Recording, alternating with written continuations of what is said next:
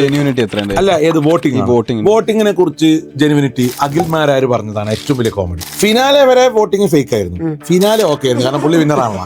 ഞാൻ അന്ന് ആലോചിച്ച് ഈ മനുഷ്യർ എന്തൊരു കഷ്ടമാണ്. ഫിനാലെ വരെ പല അഡ്ജസ്റ്റ്മെന്റ് ഉണ്ടായിരുന്നു, ഫിനാലേക്ക് ഓക്കെ, കാരണം അല്ലെങ്കിൽ പുള്ളി ഫേക്ക് വോട്ടിൽ കയറി വന്നാന്ന് പറയുന്നത് അറിയാത്തവരില്ലല്ലോ. പുള്ളി വിന്നർ ആവുന്ന എല്ലാവർക്കും അറിയായിരുന്നു പുള്ളി വിന്നർ. ഇപ്രാവശ്യം 5 പേര് നെക്ക് വരുന്നു പ്രതീക്ഷിച്ചു, പക്ഷെ കാര്യങ്ങൾ മാറി. പക്ഷെ ഞാൻ മനസ്സിലാക്കുന്നിടത്തോളം വോട്ടിംഗ് ഒക്കെ ജെനുവിനാണ്.